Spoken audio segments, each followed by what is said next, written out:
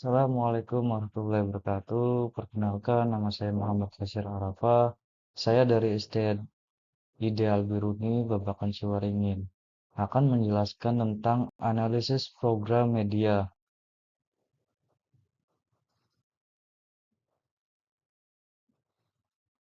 Yang pertama itu adalah tentang tujuan pembelajaran.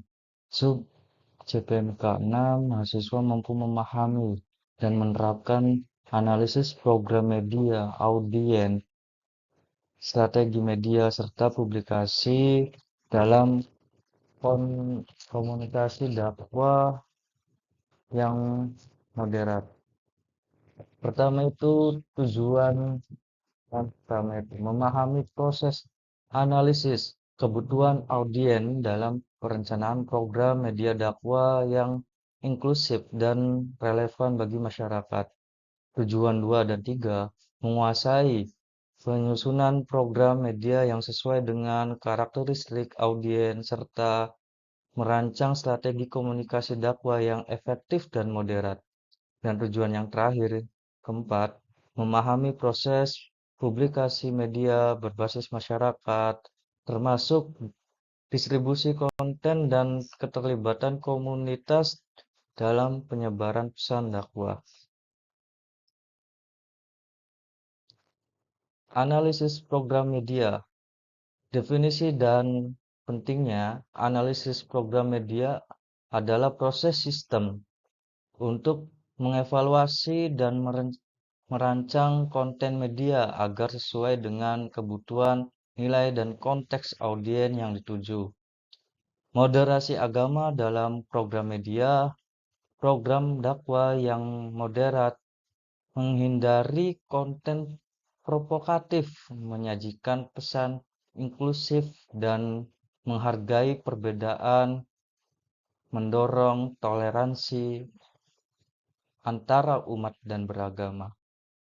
Analisis program media ini menjadi dasar utama dalam merancang konten yang tepat sasaran sesuai program dengan kebutuhan audiens, memastikan pesan tersampaikan secara efektif dan relevan. Contohnya, moderasi agama, menyesuaikan program dakwah agar inklusif, menghargai keberagaman, dan mendorong kerukunan antara umat beragama dalam setiap konten yang dipublikasikan. Contoh moderasi agama dalam analisis program media. Penerapan ini, moderasi agama dalam analisis program media bertujuan menghadirkan konten dakwah yang inklusif, menyejukkan, dan mendorong kerukunan antara beragama. Hindari konten provokatif. Analisis program media memastikan konten tidak memicu perpecahan pesan yang eksekutif atau menyudutkan kelompok tertentu. Dihindari demi menjaga harmoni sosial dan persatuan umat. Dakwah yang menyejukkan. Program dakwah dirancang untuk menyampaikan pesan yang damai dan toleran. Konten mendorong sikap saling menghormati antara umat beragama serta memperkuat nilai kebersamaan. Konten kerukunan umat. Contoh kasus program siaran dakwah yang mengangkat tema kerukunan antara beragama, menampilkan dialog lintas iman dan kisah inspirasi tentang toleransi di masyarakat majemuk. Analisis audiens, memahami siapa yang kita sasar, mengidentifikasi karakter, demografi, usia, jenis kelamin, lokasi, dan psikolog. Nilai minat gaya hidup audiens untuk merancang pesan yang tepat sasaran dan efektif. Relevansi dan modernisasi pesan me- menyesuaikan pesan agar relevansi dengan kebutuhan audiens yang beragam, memahami keberagaman latar belakang, keagamaan, dan budaya audiens untuk menghindari stereotip serta menyampaikan dakwah yang inklusif.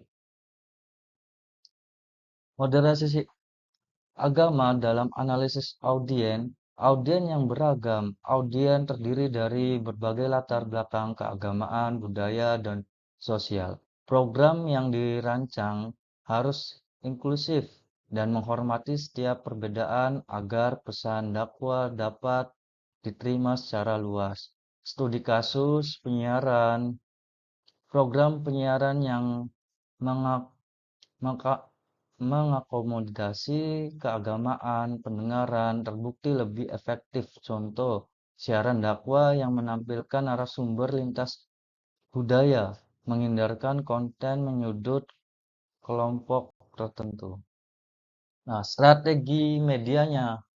Merancang strategi media yang efektif merupakan langkah krusial dalam komunikasi dakwah. Berikut adalah langkah utama yang yang perlu diperhatikan dalam menyusun strategi media. Menentukan tujuan, menetapkan tujuan komunikasi yang jelas dan terukur. Tujuan harus spesifik, relevan dengan kebutuhan audiens, serta selaras dengan nilai modernisasi dan dakwah yang damai.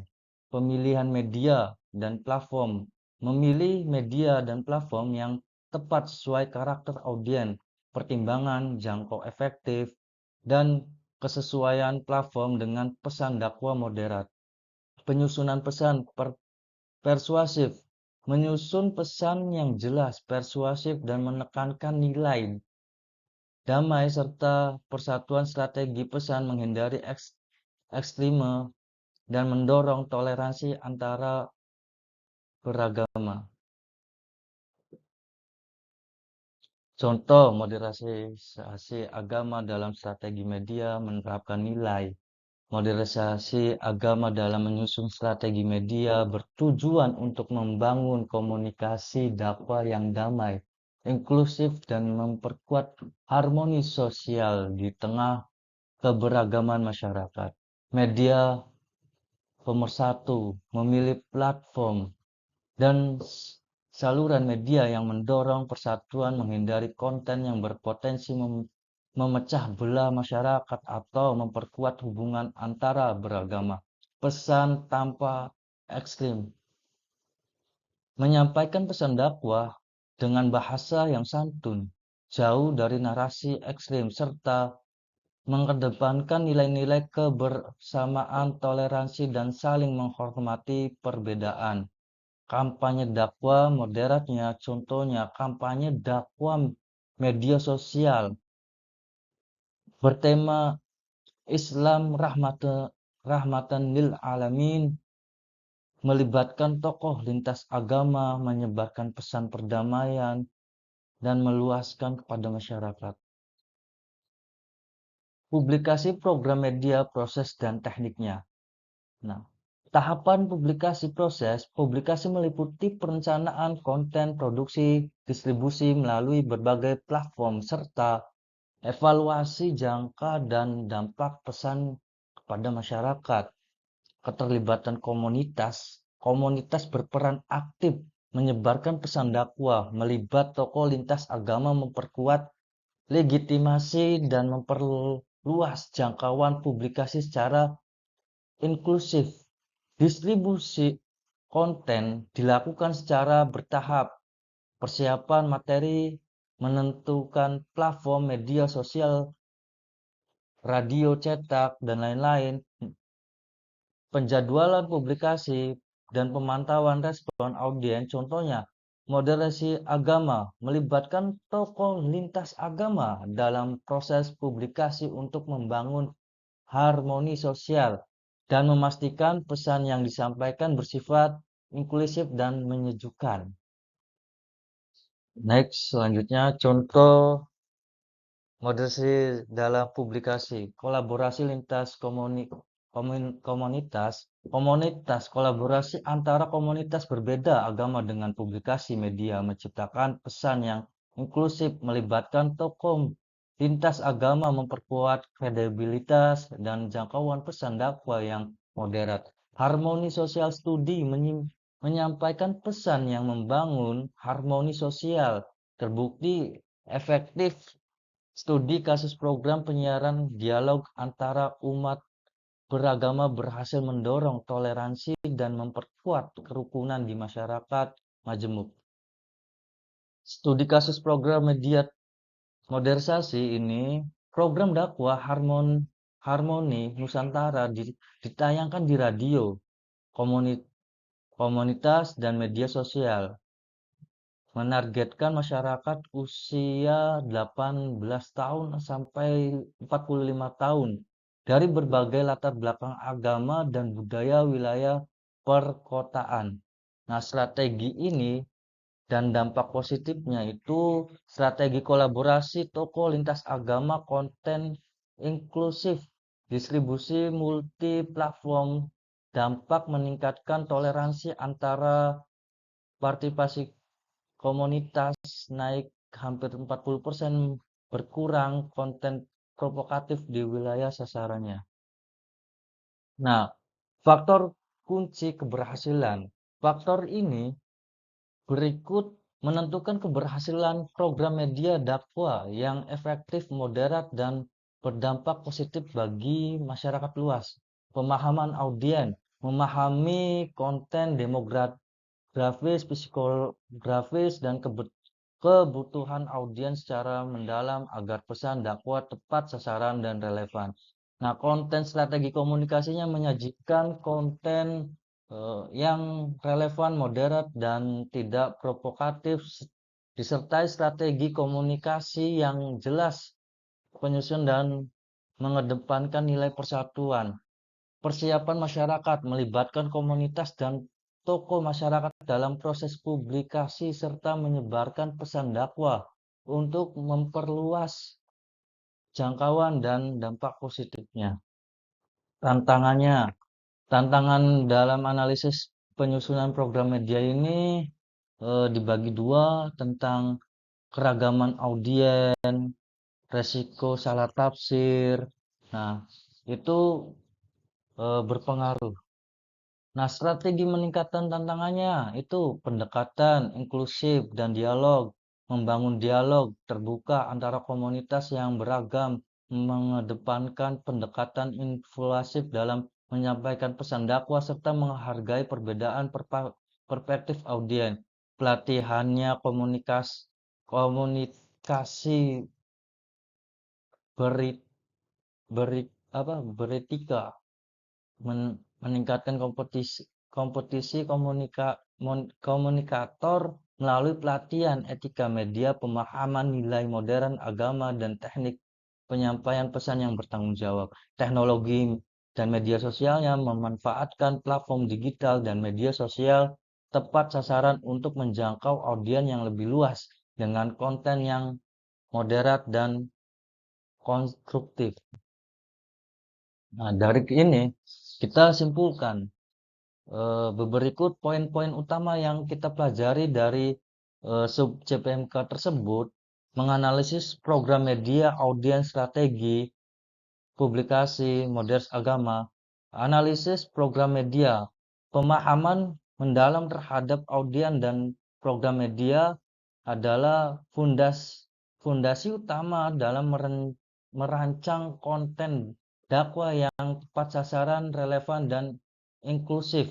Strategi yang kedua, media dan dakwah. Strategi media efektif mencakup pemilihan platform, menyusun pesan persuasif dan pendekatan komunikasi yang menekankan perdamaian serta persatuan umat. Yang terakhir itu modernisasi sebagai landasan utama. Nilai modernisasi agama menjadi landasan dalam setiap tahapan dari analisis penyusunan strategi hingga publikasi guna mendorong harmoni dan toleransi antara beragama. Mungkin eh, pesan yang saya bisa paparkan tentang ini, selebihnya saya mohon maaf bila ada kata-kata saya yang banyak salahnya. Wallahul muwaffiq ila aqwamit thoriq. Wassalamualaikum warahmatullahi wabarakatuh.